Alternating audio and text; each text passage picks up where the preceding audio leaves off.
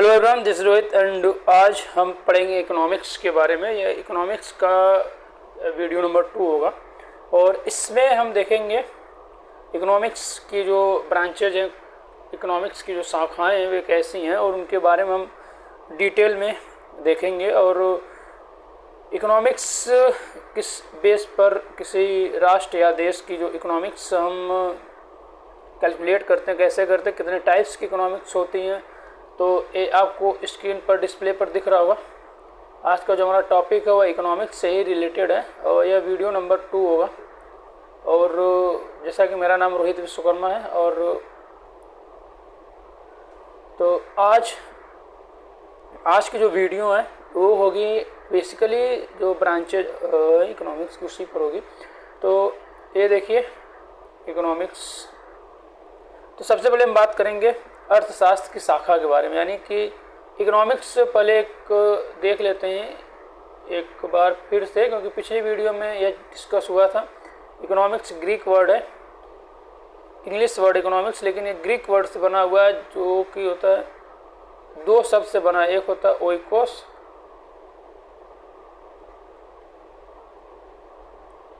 Economics का जो अगर मीनिंग देखा जाए ओइकोस, और एक शब्द है नोमिया। इन दो शब्दों से मिलकर इकोनॉमिक्स की उत्पत्ति हुई है।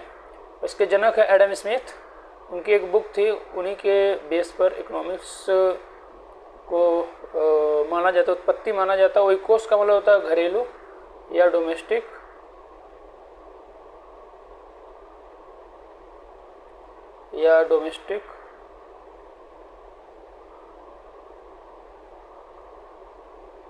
नोमिया का अर्थ होता है प्रबंधन करना, मैनेजमेंट।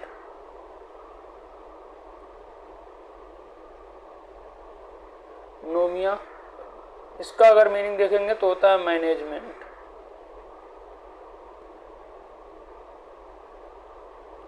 और इन दोनों को मिलाकर जो इकोनॉमिक्स जो एक वर्ड बना वो इकोनोमिया,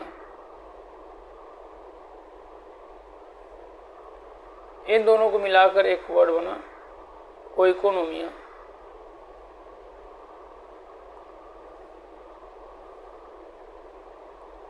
ये हो गया इकोनॉमिक्स, इसी को बोलते हैं ओइकोनोमिया। गलत हो गया,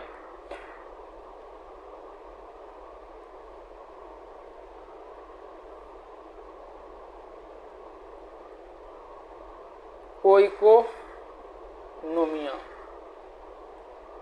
और यह एक ग्रीक वर्ड है, समझ गए। यानी कि इकोनॉमिक्स जो दो शब्दों से मिलकर बना है, एक का होता है ओइकोस प्लस नोमिया। ओइकोस का मतलब होता है घरेलू या डोमेस्टिक, और नोमिया का अर्थ होता है प्रबंधन या मैनेजमेंट। और इन दोनों को मिलाकर जो शब्द बना ओइकोनोमिया, और यही जो शब्द है और इसके जो जनक हैं वो है एडम स्मिथ। इकोनॉमिक्स के जो जनक हैं वे एडम स्मिथ हैं। तो आइए चलते हैं हम अपनी वीडियोस पर और देखते हैं क्या चीज़ है।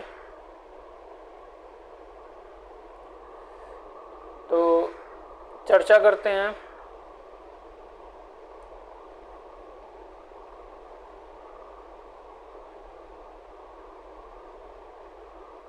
ये देखिए अर्थशास्त्र यानी इकोनॉमिक्स की जो अगर ब्रांचेस देखा जाए तो दो टाइप्स की होती हैं, एक व्यष्टि अर्थशास्त्र और एक समष्टि अर्थशास्त्र।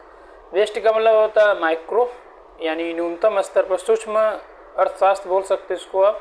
और समष्टि का अर्थ हुआ कि बृहत स्तर पर, यानी कि ये जो समष्टि अर्थशास्त्र है बृहत स्तर पर होता है, यानी कि बड़े भाग को हम बोलते हैं। और अगर हम देखें व्यष्टि अर्थशास्त्र क्या है, माइक्रो इकोनॉमिक्स, इसके बारे में अगर हम देखा जाए तो इसमें आप देखेंगे जो व्यष्टि अर्थशास्त्र में आर्थिक इकाइयों का अध्ययन किया जाता है। इसमें आर्थिक इकाइयों का अध्ययन किया जाता है। आर्थिक यानी बहुत ही बेसिक जो यूनिट्स होती हैं, जो यूनिट एलिमेंट होते हैं, उनका अध्ययन किया जाता है। इसके जो देने वाले हैं इस सिद्धांत को, जो देने वाले व्यष्टि अर्थशास्त्र को जो बताएं वे एडम स्मिथ हैं। एडम स्मिथ के द्वारा ही दी गई ये भी है मैक्रो इकोनॉमिक्स। और ये देखिए क्या चीज़ है, तो यह व्यक्ति व व्यक्तियों के छोटे समूहों की आर्थिक क्रियाओं का अध्ययन व्यष्टि अर्थशास्त्र कहलाता है। यानी व्यक्ति हो गए या व्यक्तियों का छोटा समूह, स्मॉल ग्रुप्स ऑफ पीपल हो गए, यानी कि एक छोटे समूह के बारे में दर्शाता है। अगर इसको अगर हम देखा जाए, अगर इसकी चर्चा हम करें, इसको आप समझेंगे कैसे, अभी नेक्स्ट जो स्लाइड है उसमें हम समझाते हैं दोनों को कंक्लूड करके। और ये रहा।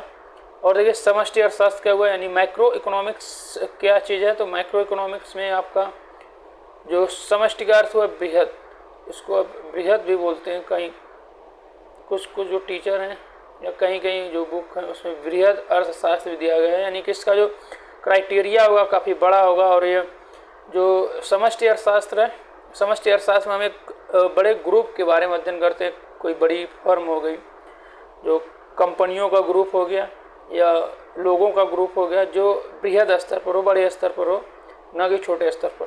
तो माइक्रोस जो है यह ग्रीक वर्ड है, माइक्रोस ग्रीक वर्ड है जिसका अर्थ ही होता है बृहद या बड़ा, यानी इसका अर्थ ही हुआ बड़ा, यानी बड़े मात्रा में।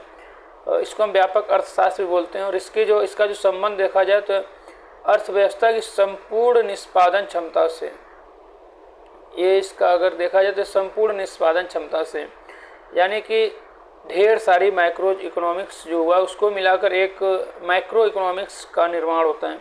और अर्थव्यवस्था की समस्या जो होती है इसके अंतर्गत आता क्या क्या, तो अर्थव्यवस्था की समस्या आ गई, मुद्रास्फीति आ गई, बेरोजगारी, गरीबी आदि का अध्ययन किया जाता है। इसके अंतर्गत अर्थव्यवस्था की समस्या आती है, मुद्रास्फीति, बेरोजगारी, गरीबी का अध्ययन, गरीबी आदि का अध्ययन किया जाता है। और इसके जो देने वाले हैं इस सिद्धांत को जिन्होंने दिया समष्टि अर्थशास्त्र, उनका नाम है J.M. किन्स या जॉन मेनॉर्ड किन्स। इनकी जो बुक थी जिसके बेस पर यह सिद्धांत दिया गया था, the general theory of employment, interest and money, यानी कि जो बुक है the general theory of employment and interest and money, इसी बुक के आधार पर इन्होंने समष्टि अर्थशास्त्र का सिद्धांत दिया था। अगर आप इसको समझें तो मान लीजिए ये व्यक्ति हो गए,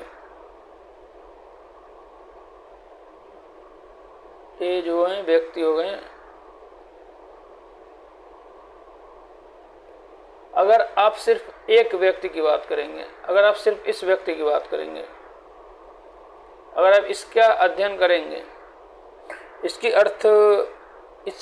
अर्थशास्त्र के अकॉर्डिंग अगर आप इस व्यक्ति की बात करेंगे तो वो होगा माइक्रो, ये हुआ माइक्रो यानी व्यष्टि। अगर आप एक व्यक्ति का अध्ययन कर रहे हैं तो ये हुआ व्यष्टि यानी माइक्रो। अगर आप पूरे ग्रुप का अध्ययन कर रहे हैं तो पूरा ग्रुप, इस पूरे ग्रुप का अध्ययन करेंगे तो ये हो जाएगा माइक्रो यानी समष्टि।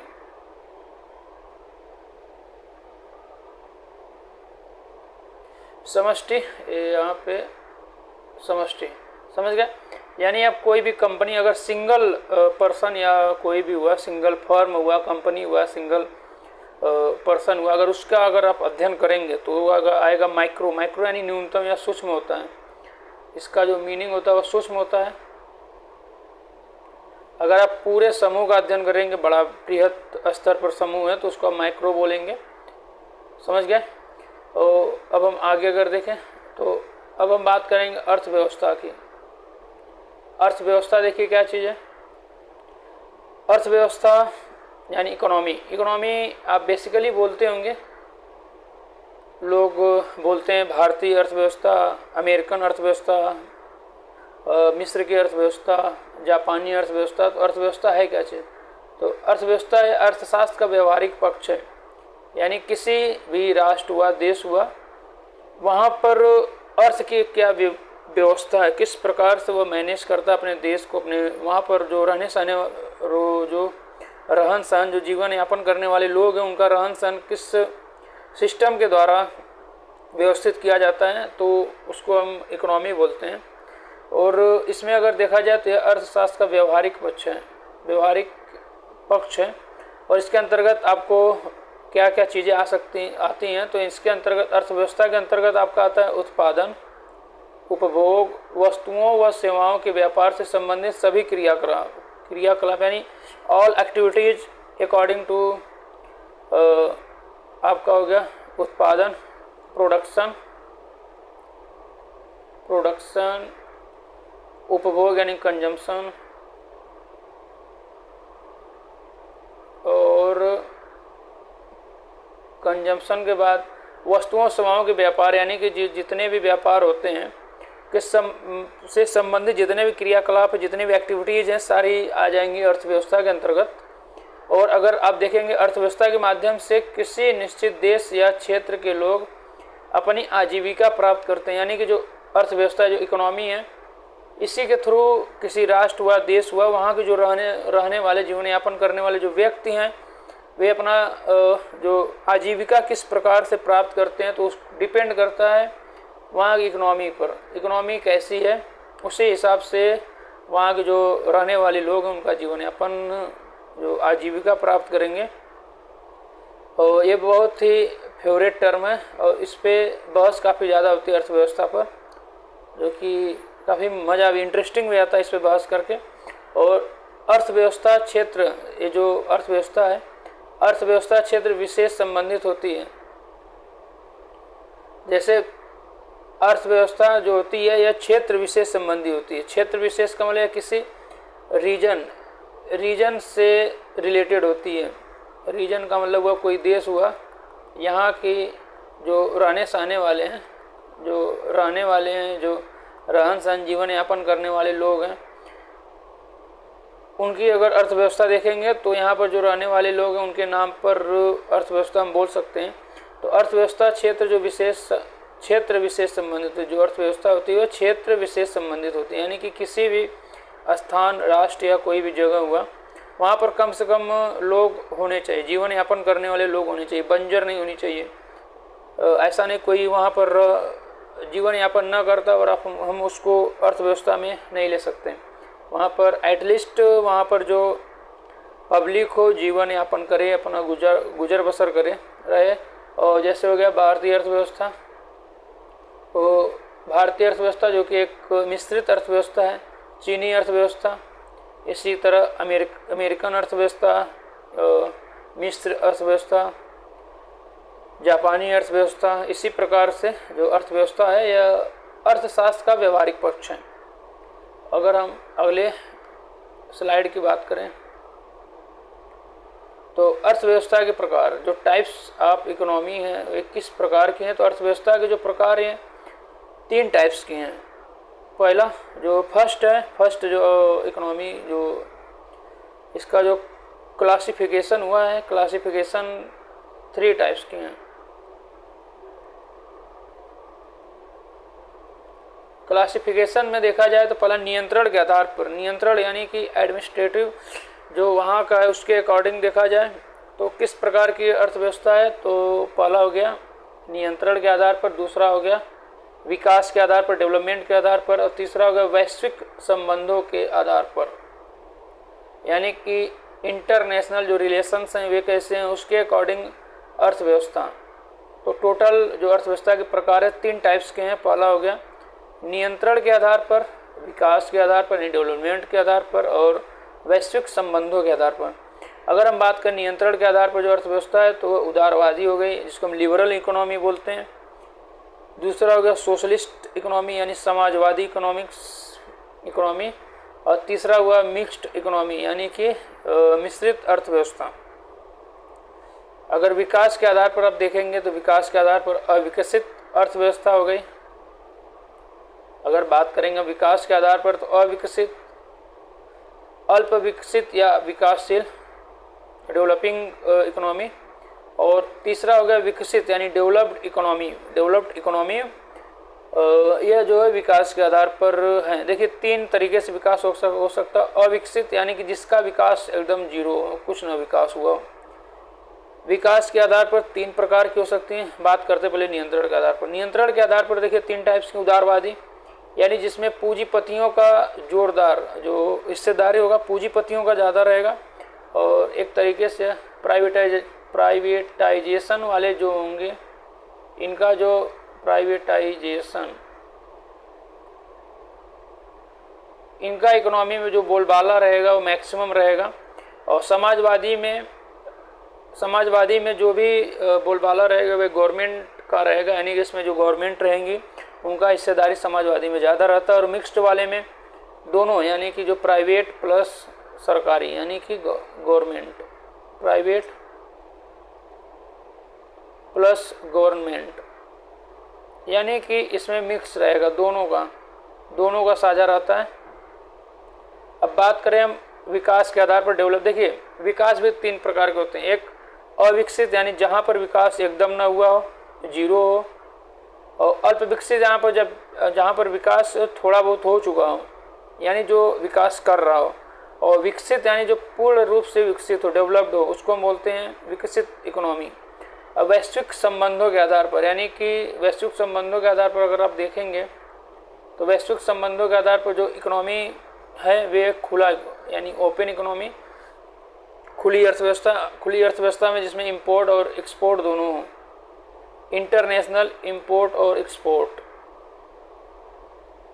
इंपोर्ट प्लस एक्सपोर्ट दोनों हो, बराबर मात्रा में हो, कम ज़्यादा भी हो सकते हैं लेकिन होने चाहिए। ओपन यानी यहाँ पर जो इंटरनेशनल ट्रेड के लिए जो इकोनॉमी है वो खुली हुई है।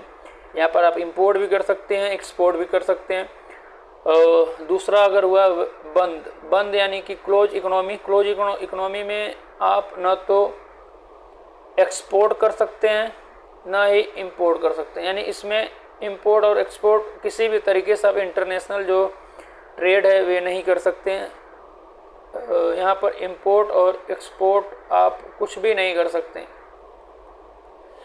और जैसे एग्जांपल में आप देख लीजिए साउथ कोरिया, जो साउथ कोरिया की इकोनॉमी है वे, साउथ कोरिया की जो इकोनॉमी है वे बंद इकोनॉमी है, जिसमें जो वहाँ का जो किम जोंग, आपको पता होगा किम जोंग। और बात करें अगर हम नियंत्रण के आधार पर, तो चलिए अब देखते हैं एक एक सीरियल वाइज एक एक चीज़ को हम देख लेते हैं, कौन सी जो इकोनॉमी है किस बेस पर है, तो हम देख लेते हैं। तो सबसे पहले हम देखेंगे नियंत्रण के आधार पर जो इकोनॉमी है वे आपको पता है 3 टाइप्स की होती है, जिसमें से फर्स्ट है हमारा उदारवादी। जो फर्स्ट इकोनॉमी है उदारवादी यानी लिबरल इकोनॉमी। और इसमें चीज़ें क्या होती है, इसमें जो इन्वेस्टमेंट, जो पूंजी निवेश होता है, इसमें पूंजी निवेश मैक्सिमम होता है। इसमें जो पूंजी निवेश होता है वो मैक्सिमम होता है।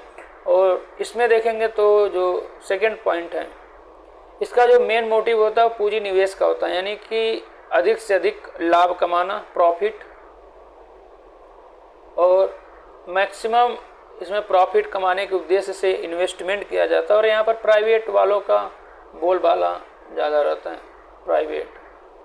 प्राइवेटाइजेशन एक तरह से निजीकरण है। और अगर इसमें आप देखेंगे तो ये जो अर्थव्यवस्था है ये काफ़ी सफल हुई है। सफल होने के पीछे का रीज़न भी है, उसको हम बाद में देखेंगे। और जो अमेरिकन अर्थव्यवस्था भी, अमेरिकन हुई, जितने भी पश्चिमी सभ्यता वाले जितने भी मैक्सिमम राष्ट्र हैं, देश हैं, वे मैक्सिमम सब उदारवादी यानी लिबरल इकोनॉमी को फॉलो करते हैं। इसमें देखेंगे तो जो लागन के साधन है, उत्पाद के वितरण व धन के विनिमय पर मुख्यतः निजी क्षेत्र का नियंत्रण होता है। यानी कि मेन इसमें जो प्राइवेट लोगों का जो नियंत्रण, यानी कि एडमिनिस्ट्रेशन ज़्यादा होता है। जो हर तरीके से लागन के साधन हो गए, यानी जो आप पूंजी निवेश करेंगे उस पर भी, और उत्पाद के वितरण का मतलब हुआ है कि जो चीज़ों को वितरित करना, और धन के विनिमय पर, विनिमय यानी धन का जो लेन देन होता है, इसमें जो मेन जो भागीदारी निभाते हैं वो होते हैं निजी क्षेत्र वाले यानी प्राइवेट वाले। और इसका जो मेन उद्देश्य होता है वो अधिकतम लाभ कमाने का होता है, यानी कि मैक्सिमम प्रॉफिट कमाने का उद्देश्य होता है। ये जो इकोनॉमी है इसमें मैक्सिमम प्रॉफिट कमाने का उद्देश्य होता है। और जो पूंजी व पूंजीपतियों का बाजार पर नियंत्रण होने के कारण पूंजीवादी अर्थव्यवस्था, यह पूंजीवादी अर्थव्यवस्था है, इसको आप पूंजीवादी अर्थव्यवस्था भी बोल सकते हैं, क्योंकि जो बाजार रहेगा, बाजार पर पूंजी व पूंजीपतियों का जो नियंत्रण, मैक्सिमम जो नियंत्रण रहेगा, मैक्सिमम या पूरी तरह का जो नियंत्रण रहेगा पूंजी व पूंजीपतियों का रहेगा। यानी कि जो इन्वेस्ट करने वाले हैं उनका यहाँ पर नियंत्रण रहता है। तो ये हो गई उदारवादी यानी कि लिबरल इकोनॉमी। और इसमें प्राइवेटाइजेशन मान लीजिए पूरी तरह से होता है, एक प्रकार से यह निजीकरण को बढ़ावा देने वाली इकोनॉमी है। अगर आप दूसरा देखेंगे, जो दूसरी इकोनॉमी है,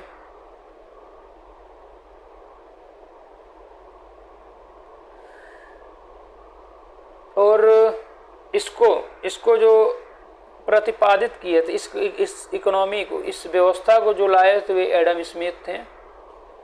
और एडम स्मिथ जो है इकोनॉमिक्स के जनक भी हैं।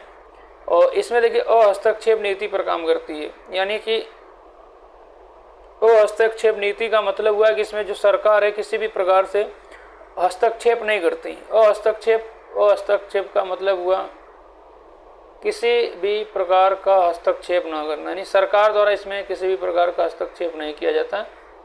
मैक्सिमम जो इस इकोनॉमी में जो मैक्सिमम भागीदारी होती है निजी यानी पूंजीपतियों की होती है, और सरकार का बाजार पर कम नियंत्रण होता है।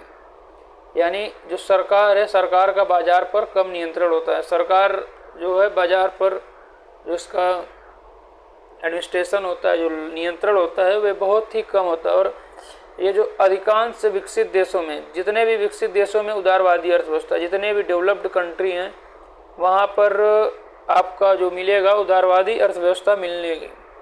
आप अगर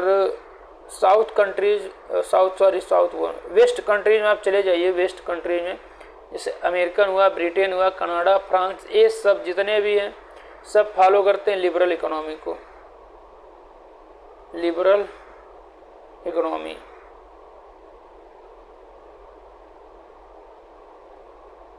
ये सब फॉलो करते हैं लिबरल इकोनॉमी को। और इसके जो प्रणेता है, जो जन्मदाता हैं, एडम स्मिथ हैं। एडम स्मिथ ही बनाने वाले हैं। अब आ जाते हैं जो दूसरा हमारा है नियंत्रण के आधार पर, वो है समाजवादी अर्थव्यवस्था।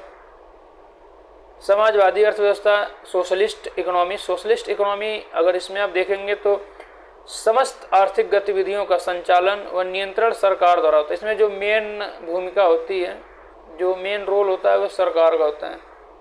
यह जो मेन रोल अदा करता है वे सरकार का होता है। और इस इकोनॉमी में समाजवादी का ही अर्थ है जो समाज के लिए कार्य करे। तो समाज के लिए जो मैक्सिमम कार्य गवर्नमेंट ही करेगी, जो समाज के लिए कार्य करे, यानी कि ऐसी अर्थव्यवस्था जिसमें समाज के बारे में मैक्सिमम सोचा जाए। तो ऐसा जो सोचने वाला काम है सरकार ही कर सकती है, बाकी जो प्राइवेट वाले हैं वे तो नहीं कर सकते। वे पैसा अगर अपना इन्वेस्ट कर रहे हैं तो वे अपने हित के लिए करेंगे, अपने फायदे के लिए करेंगे, ना कि समाज के लिए करेंगे। उनका जो मेन मोटिव रहेगा वो होगा मैक्सिमम प्रॉफिट को गेन करना, न कि जो समाज है उसके लिए कुछ करना। तो इससे साफ जो समाजवादी अर्थव्यवस्था है, इसका जो संबंध है सीधा गवर्नमेंट से होगा।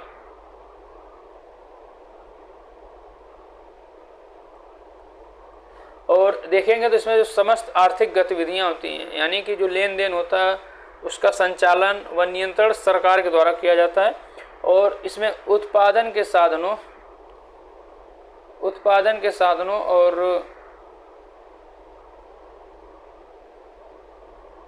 इसमें अगर देखा जाए तो उत्पादन के साधनों व उत्पादों व उनके वितरण पर सार्वजनिक स्वामित्व होता है, न कि निजी। यानी कि इनके जो उत्पादन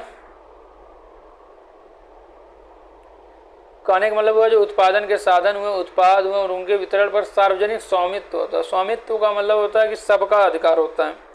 जितने भी समाज, राष्ट्र, देश में रहने वाले हैं सबका ही अधिकार होता है।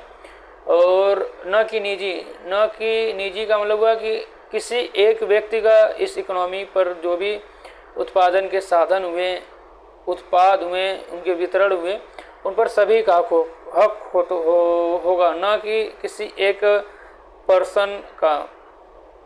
और इसका जो मुख्य उद्देश्य होता है, सरकार का जो मुख्य उद्देश्य होता है, लाभ कमाने का नहीं होता बल्कि लोगों का कल्याण करना होता है। देखिए नाम से ही पता चल रहा है समाजवादी का ही मतलब हुआ कि समाज के लिए कुछ अच्छा करें, लोगों की भलाई के लिए। जो इकोनॉमी जो मतलब ऐसी इकोनॉमी जो लोगों को नज़र में रखते हुए बनाई गई है, तो उसको हम बोलेंगे समाजवादी अर्थव्यवस्था। और इसमें जो सरकार का मुख्य उद्देश्य होगा वो लाभ कमाने का नहीं होगा, अपितु लोगों का कल्याण करना होगा। जबकि प्राइवेट, इसमें जो लिबरल इकोनॉमी थी उसमें मैक्सिमम जो मोटिव रहेगा, जो मेन मोटो रहेगा वो होगा कि मैक्सिमम प्रॉफिट गेन करना। और जैसे इसका अगर समाजवादी अर्थव्यवस्था का अगर आप एग्जाम्पल देखेंगे तो भूतपूर्व सोवियत संघ, जो USSR था पहले, जो बनी थी, अब इस टाइम एग्जिस्ट नहीं करती है, भूतपूर्व संघ, ये एक प्रकार की समाजवादी अर्थव्यवस्था थी, लोगों के हित के लिए कार्य करती थी। अब अगर हम अगली बात करें नियंत्रण के आधार पर, अगली जो अर्थव्यवस्था है, नियंत्रण के आधार पर अगर अगली अर्थव्यवस्था, तो उसको हम बोलेंगे मिश्रित अर्थव्यवस्था। और ये जो अर्थव्यवस्था है मिश्रित अर्थव्यवस्था, मिश्रित अर्थव्यवस्था में अगर आप देखेंगे तो ये दोनों मिलकर काम करते हैं, मिश्रित अर्थव्यवस्था। इसमें, इस अर्थव्यवस्था में उदारवादी व समाजवादी दोनों की विशेषता होती है। यानी इसमें उदारवादी का मतलब हुआ लिबरल यानी प्राइवेट वालों का, और समाजवादी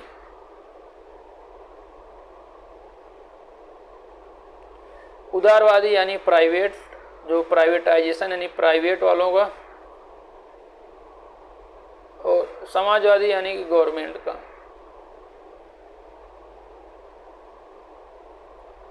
इन दोनों को मिलाकर जो इकोनॉमी, जो इन दोनों की हिस्सेदारी होती है, और दोनों लोग मिलकर काम करेंगे, जो राष्ट्र के लिए दोनों लोग मिलकर काम करेंगे, लोगों के कल्याण के लिए दोनों लोग मिलकर काम करेंगे।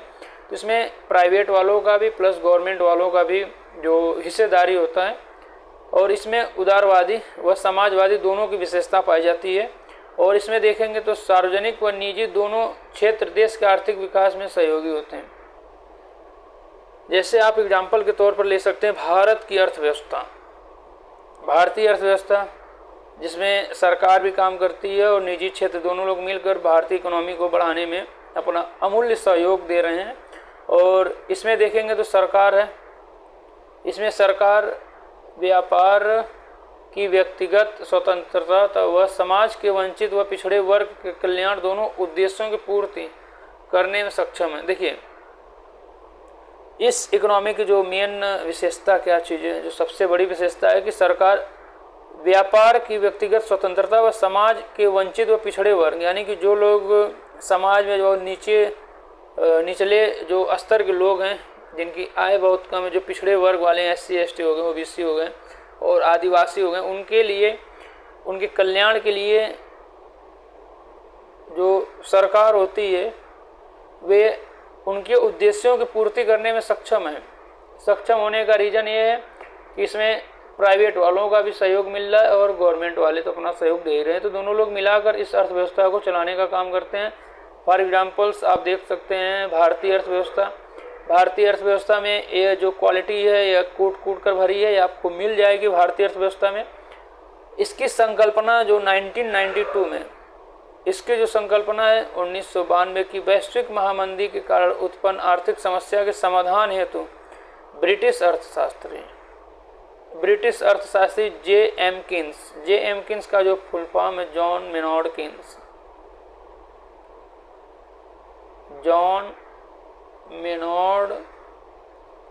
किन्स, ये ब्रिटिश अर्थशास्त्री हैं, के विचार से प्रेरित हैं। यानी कि ये 1992 की जो वैश्विक महामंदी थी उसके कारण उत्पन्न आर्थिक समस्या के समाधान हेतु एक जो ब्रिटिश अर्थशास्त्री थे जे एम्किंस, उन्हीं ने ये विचार दिया था।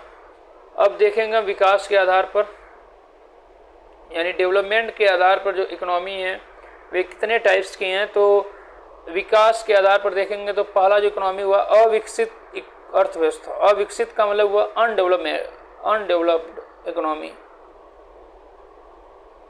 अविकसित का मतलब हुआ अनडेवलप्ड, यानी कि कहने का मतलब यह हुआ कि उन स्थान या देशों की अर्थव्यवस्था जहां प्राकृतिक, भौतिक व मानवीय तीनों साधनों में से कोई एक न गढ़े हो।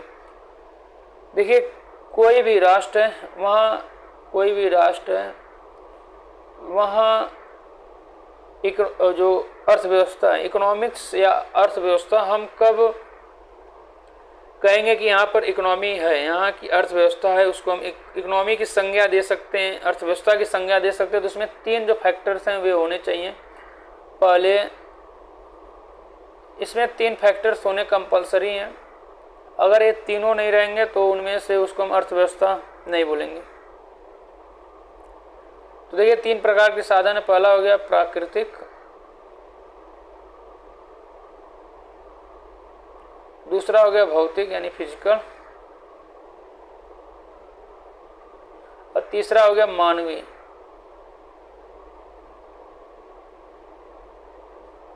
ये 3 हैं, 3 होने चाहिए, 3 जो साधन है वे होने चाहिए।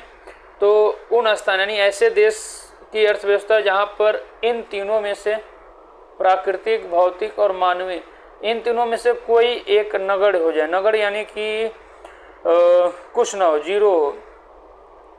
जैसे हो गया ध्रुवीय क्षेत्र। ध्रुवीय क्षेत्र का मतलब हुआ यहाँ पर बर्फ जो काफ़ी मैक्सिमम, जैसे अंटार्कटिका हो गया।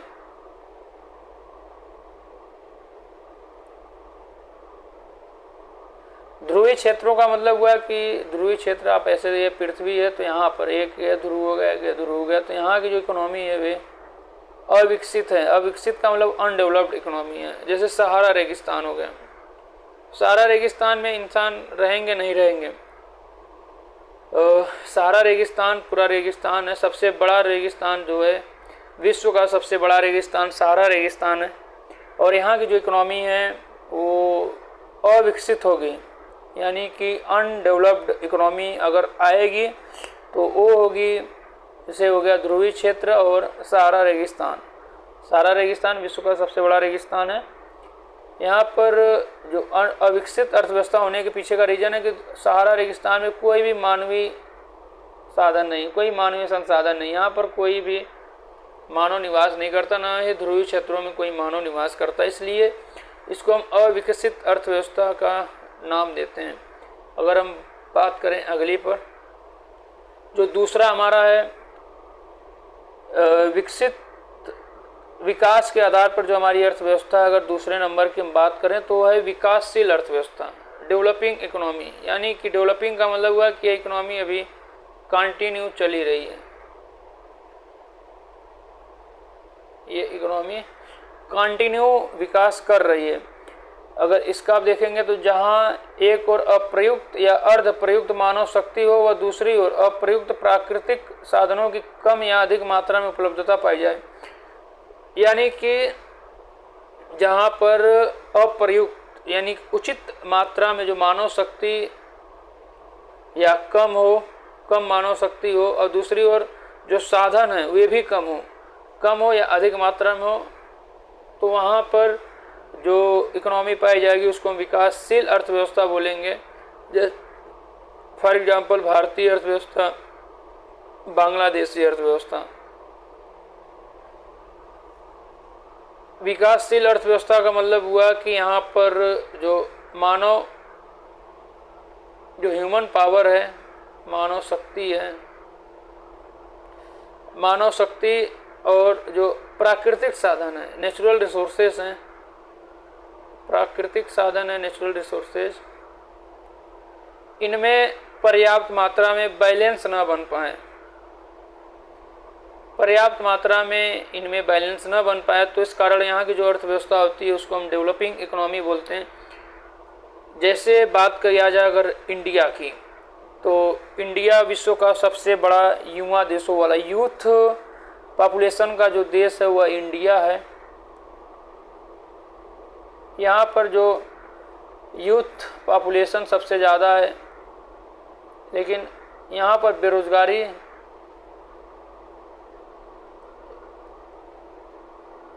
बेरोजगारी काफ़ी मात्रा में है। तो जो यूथ है ये अपना जो कौशल है वे दिखाने में असमर्थ हैं, इसलिए यहाँ का जो अर्थव्यवस्था है उसको विकासशील अर्थव्यवस्था बोलते हैं। भारतीय अर्थव्यवस्था में जो प्राकृतिक साधन भी कुछ मात्रा में इसमें देखेंगे तो आप कमी भी पाई जाती है, लेकिन यहाँ पर जो मानवीय संसाधन वो प्रयुक्त हैं, लेकिन अर्ध कौशल, मतलब कहने का मतलब ये हुआ कि ये उतने कुशल नहीं हैं। जो मानवीय संसाधन पर्याप्त मात्रा में तो, लेकिन कुशल मानव संसाधन नहीं है। अगर हम तीसरी बात करें, जो विकास के आधार पर जो अर्थव्यवस्था, तीसरी विकसित अर्थव्यवस्था, डेवलप्ड इकोनॉमी, तो इसमें अगर आप देखेंगे जो विकसित अर्थव्यवस्था है वे क्या चीज़ है? विकसित अर्थव्यवस्था, विकसित का मतलब है कि जो डेवलप्ड हो चुकी हैं, जो विकसित हो चुकी हैं, यानी कि इनका जो विकास है वो हो चुका है। तो बात करेंगे स्थान या देश जहां उत्पादन के तीनों संसाधन, जिसमें से प्राकृतिक, मानवीय व भौतिक, ये तीनों जो संसाधन हो पर्याप्त मात्रा में उपलब्ध हो, उनका अनुकूलतम व समुचित उपयोग हो रहा हो। यानी कि जहाँ पर तीनों जो संसाधन हैं, इसमें से नेचुरल हो गया, ह्यूमन रिसोर्सेज हो गए और फिजिकल, ये तीनों जो संसाधन है, जो रिसोर्सेज हैं, तीनों रिसोर्सेज पर्याप्त मात्रा में उपलब्ध हो और तीनों का अनुकूलतम व समुचित उपयोग हो रहा हो, तो उसको हम बोलेंगे विकसित अर्थव्यवस्था। जैसे जापानी अर्थव्यवस्था, यूरोपियन जो अर्थव्यवस्था, जितने भी यूरोपियन जो कंट्रीज है वहाँ की जो इकोनॉमी है वे जो है विकसित अर्थव्यवस्था के अंतर्गत आती हैं। अमेरिकी अर्थव्यवस्था, ब्रिटेन अर्थव्यवस्था, जो ब्रिटेन की अर्थव्यवस्था है, समझ गए। और अगर हम नेक्स्ट देखें, ये तो हो गया हमारा विकास के आधार पर और नियंत्रण के आधार पर अर्थव्यवस्था कितने टाइप्स की होती हैं वे हो गया। अब इन दोनों में थोड़ा सा अंतर देख लेते हैं, डिफ्रेंसिएशन बिटवीन विकसित व अल्प विकसित। अल्प विकसित का मतलब हुआ डेवलप्ड और डेवलपिंग जो इकोनॉमी है उसके बीच में क्या डिफरेंस है, उसको हम देखेंगे। तो डिफरेंस अगर आप देखेंगे तो सबसे पहले हम देखते हैं विकसित अर्थव्यवस्था। तो विकसित अर्थव्यवस्था में राष्ट्रीय आय व प्रति व्यक्ति आय एक निर्धारित स्तर से ऊपर होती है।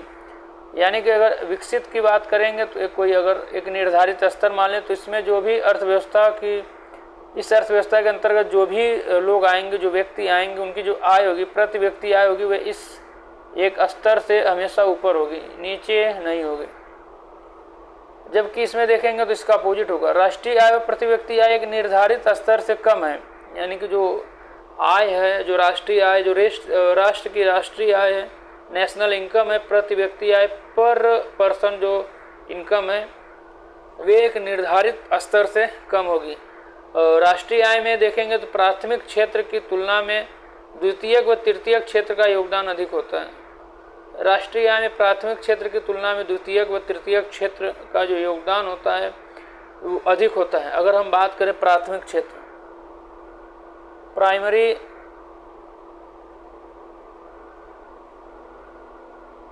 सेकेंडरी, टर्सरी,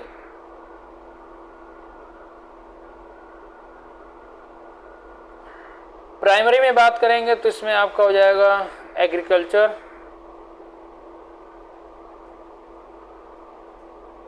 एग्रीकल्चर के बाद आपका आ जाएगा, एग्रीकल्चर हो गया, कच्चे माल हो गए, रॉ मटेरियल हो गए। सेकेंडरी में आपके मैक्सिमम इंडस्ट्रीज आ जाएंगे, मैक्सिमम इंडस्ट्रीज होगा। और टर्सरी,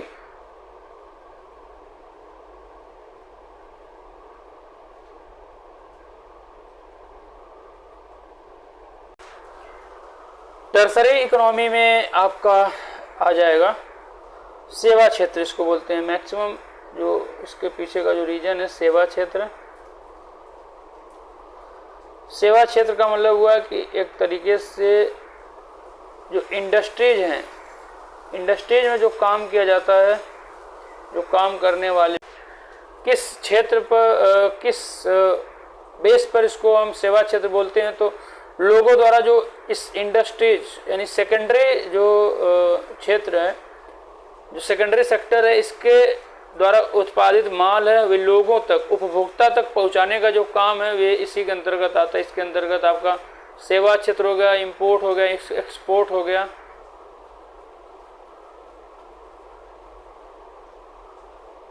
ट्रेड हो गया, व्यापार करना, ये सब आएंगे टर्सरी क्षेत्र में। तो जिसमें अगर हम विकसित की बात करेंगे तो इसमें जो प्राथमिक क्षेत्र की तुलना में द्वितीयक और तृतीयक क्षेत्र का योगदान अधिक रहेगा और मैक्सिमम जो योगदान रहेगा वह इंडस्ट्रीज का ज़्यादा है। इंडस्ट्रीज का जो विकसित अर्थव्यवस्था में इंडस्ट्रियल जो एरिया है, इंडस्ट्रीज का जो योगदान है काफ़ी ज़्यादा है। और इसमें देखा जाए जो अगर अल्प विकसित में देखेंगे आप, अल्प विकसित में देखेंगे तो राष्ट्रीय आय में जो प्राथमिक क्षेत्र का योगदान अधिक रहेगा, यानी कि जो अल्प विकसित है इसमें जो प्राथमिक क्षेत्र है यानी एग्रीकल्चर हो गया, रॉ मटेरियल हो गया, इन सब का जो योगदान है वे अधिक रहेगा। अगर बात करेंगे विकसित में तो इसमें वैज्ञानिक व तकनीकी प्रगति का उच्च स्तर रहेगा, यानी कि इसमें जो टेक्निकल और जो मतलब कहने का मतलब हुआ जो साइंटिफिक और टेक्निकल जो प्रगति रहेगा उसका उच्च स्तर रहेगा, यानी कि जो लिमिट रहेगी वो काफ़ी हाई रहेगी। जबकि इसमें जो अल्प विकसित है इसमें निम्न स्तर रहेगा वैज्ञानिक, और इसमें टेक्निकल प्लस जो साइंटिफिक जो प्रोग्रेस है वे कम स्तर पर रहेगा, कम स्तर पर। और इसका जो आधारभूत संरचना का उन्नत स्तर व औद्योगिक रूप से समृद्ध रहेगा। औद्योगिक रूप से यानी कि इंडस्ट्रियल जो रहेगा ये काफ़ी रूप से समृद्ध रहेगा। समृद्ध यानी कि इस इकोनॉमी में जो इंडस्ट्रीज एरिया है वे काफ़ी समृद्ध रहेंगे, विकसित रहेंगी, तो इसलिए इसको हम विकसित अर्थव्यवस्था बोलते हैं। और इसमें देखेंगे तो औद्योगिक पिछड़ापन व आधारभूत संरचना का निम्न जीवन स्तर रहेगा। इसमें जो औद्योगिक यानी इसमें उद्योगों की इंडस्ट्रीज की कमी रहेगी, अल्प विकसित में कमी रहेगी, और इसमें जो उद्योगों का बोलबाला रहेगा। और इसमें जो अल्प विकसित अर्थव्यवस्था इसमें उद्योगों का, फर्म्स का, कंपनियों का जो बोलबाला वो डाउन रहेगा, एक स्तर से डाउन रहेगा, और इसमें बोलबाला अधिक रहेगा विकसित अर्थव्यवस्था में। इसमें देखा जाए अगर हम बात करें विकसित अर्थव्यवस्था में जनसंख्या का भार कम व उच्च जीवन स्तर रहेगा, यानी कि यहाँ पर जो जनसंख्या का भार कम का मतलब हुआ कि यहाँ की जो पॉपुलेशन होगी वो कम होगी, और इनका जो जीवन स्तर होगा, जो जीने का लाइफ स्टाइल होगा वे काफ़ी हाई होगा। इनके पास महंगी महंगी गाड़ियाँ होंगी, सामानें होंगी, सभी लोग हर तरीके से परिपूर्ण होंगे। जबकि जो अल्प विकसित अर्थव्यवस्था नहीं, अल्प विकसित जो राष्ट्र हैं उसका जो जनघनत्व अधिक रहेगा। जनघनत्व का मतलब हुआ, जनघनत्व का मतलब अगर आप समझें, जनघनत्व का मतलब हुआ कि कोई भी एक रीजन है, मान लेते हैं क्षेत्र, एरिया, अब इस पर रहने वाले जो लोग हैं, कितने लोग रहते हैं, उसको हम बोलते हैं जनघनत्व। यानी एक विशेष, यह हो सकता है 1 मीटर स्क्वायर में जितने लोग रहते हैं उसको जनघनत्व बोलते हैं। तो जनघनत्व का मतलब हुआ एक विशेष जो एरिया है, जो ज़मीन का एरिया, उस पर कितने लोग निवास करते हैं, तो उसको हम बोलते हैं जनघनत्व। तो जनघनत्व अधिक होगा। जनघनत्व अधिक कब होगा, इसको अगर आप समझना चाहें तो इसको अगर हम समझाना चाहें अच्छे से, तो अगर हम इसको समझाना चाहें अच्छे से तो मान लेते हैं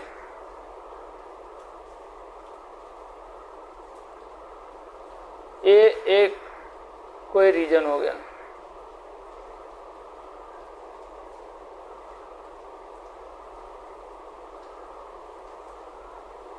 मान लेते हैं एक कोई रीजन है, एक एरिया है, और इस एरिया में जो निवास करने वाले लोग हैं, हम दो एरिया लेते हैं, दोनों इक्वल एरिया लेते हैं। जो रीजन रहेंगे, एक मिनट थोड़ा सा, हाँ चलिए, हमारे पास 2 रीजन हो गया, एक ए हो गया और एक ए हो गया। अब मान लेते हैं यह अल्प विकसित है, यह अल्प विकसित है और यह विकसित है। अल्प विकसित में मान लेते हैं यहाँ पर जनसंख्या घनत्व जो है, जनसंख्या अधिक है, पॉपुलेशन जो है, पॉपुलेशन यहाँ की हाई है, ज़्यादा है, तो एरिया जो है वे तो बढ़ेगा नहीं, एरिया निश्चित रहेगा। जो एरिया रहेगा वो निश्चित है, तो पॉपुलेशन इतने ही एरिया में क्या करेगी, निवास करेगी। इसी एरिया में निवास करने के पीछे का जो रीजन रहेगा, लोगों का जो समूह रहेगा वो काफ़ी सकरा रहेगा। सकरा होने का मतलब कि काफ़ी घना रहेगा, घना सघन रहेगा, यानी कि लोग एक दूसरे से सट के रहेंगे। लोगों के जो घर रहेंगे काफ़ी सटे रहेंगे। अल्प वालों में इसी को बोलते हैं जनसंख्या घनत्व, यानी कि इनका जो जनघनत्व होगा वो अधिक होगा। जनघनत्व अधिक होगा यानी कि एक विशेष रीजन में जो जनसंख्या पॉपुलेशन रहेगी वो काफ़ी सकरी रहेगी, काफ़ी घनी रहेगी। और विकसित में ये जो जनसंख्या काफ़ी दूर दूर निवास करेगी, क्योंकि इनके पास पर्याप्त जगह है। जगह दोनों का मान लेते हैं, जो रीजन एरिया सेम है, लेकिन यहाँ पर जो पॉपुलेशन वो कम है। पॉपुलेशन कम होने के कारण ये लोग आराम से दूर दूर रहेंगे। जो जनघनत्व है वो कम रहेगा, और इनका जो जनघनत्व अल्प विकसित वालों का जो जनघनत्व वो अधिक रहेगा। और यहाँ पर जो पूंजी निर्माण की उच्च दर रहेगी, यहाँ पर जो पूंजी निर्माण होगी, जो कैपिटल जो क्रिएट होगी उसका जो दर होगा, जो रेट होगा वो काफ़ी हाई होगा, यानी यहाँ पर प्रॉफिट मैक्सिमम होगा। और यहाँ पर पूंजी निर्माण की जो दर है वह कम होगी। मुख्यतः विनिर्मित वस्तुओं का निर्यात होगा। इसमें जो विकसित अर्थव्यवस्था में जो विनिर्मित यानी जो वस्तुएं बन रही उनका निर्यात होगा। निर्यात यानी कि एक अपने राष्ट्र से दूसरे राष्ट्र में भेजा जाएगा। निर्यात का मतलब होता है कि चीज़ों को भेजना, यानी अपने यहाँ से दूसरे राष्ट्र में चीज़ों को भेजा जाएगा। और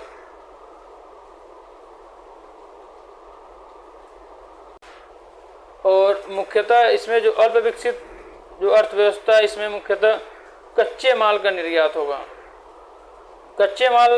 जो कच्चा माल है वे एक राष्ट्र से दूसरे राष्ट्र भेजा जाएगा, जबकि यहाँ पर जो विनिर्मित यानी कि बनी बनाई जो वस्तुएं हैं वे दूसरे राष्ट्र भेजा जाएगा, जबकि यहाँ पर कच्चे माल का निर्यात होगा।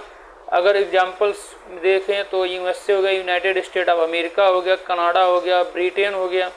अगर आप अल्प विकसित में देखेंगे तो भारत हो गया, पाकिस्तान, बांग्लादेश, इंडोनेशिया, ये सब अल्प विकसित इकोनॉमी यानी कि डेवलपिंग इकोनॉमी के अंतर्गत आते हैं।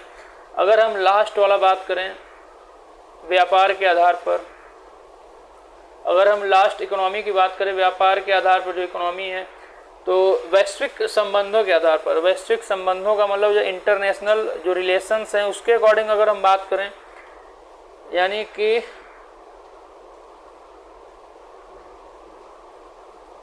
इंटरनेशनल जो रिलेशंस हैं, इंटरनेशनल जो रिलेशंस है, अगर इसके अकॉर्डिंग हम बात करें तो जो अर्थव्यवस्था है वे दो प्रकार की। पहले जो बंद अर्थव्यवस्था जिसको क्लोज्ड इकोनॉमी बोलते हैं, और खुली अर्थव्यवस्था जिसको हम ओपन इकोनॉमी बोलते हैं। बंद अर्थव्यवस्था जो बाह्य अर्थव्यवस्थाओं से किसी भी प्रकार का आर्थिक संबंध नहीं रखती हो, यानी जिसमें आयात निर्यात शून्य हो, न इंपोर्ट करता हो न ही एक्सपोर्ट करता हो, तो उसको हम बोलते हैं बंद अर्थव्यवस्था। जैसे मान लीजिए यह एक राष्ट्र है,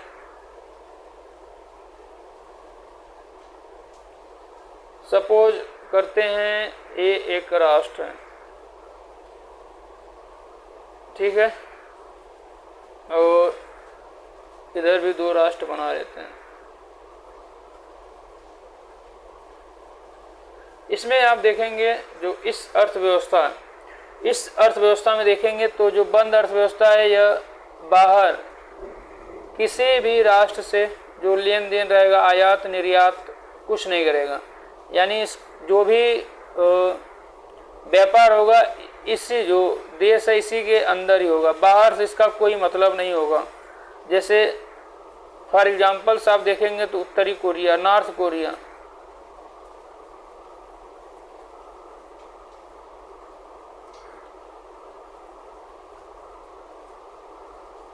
जो नॉर्थ कोरिया है जहाँ का जो राष्ट्रपति है किम जोंग, प्रधानमंत्री राष्ट्रपति किम जोंग है, वो जो देश है उत्तर कोरिया वो बंद अर्थव्यवस्था, सॉरी फॉर दैट, अभी स्टार्टिंग में हमने इसका एग्जांपल्स भी दिया था, तो उसमें हमने गलती से बाई मिस्टेक साउथ कोरिया बोल दिया था, जो कि गलत है, वो नॉर्थ कोरिया। इसके लिए माफ़ी मांग रहे हैं, माफ़ी चाहेंगे आप लोग से। और देखेंगे जो बाह्य अर्थव्यवस्थाओं से किसी भी प्रकार का आर्थिक संबंध नहीं रखता हो, इसमें निजी क्षेत्र की भूमिका शून्य होती है। इस अर्थव्यवस्था में निजी क्षेत्र की भूमिका जो शून्य होती है, और इसका एग्जाम्पल आप देखेंगे तो उत्तरी कोरिया।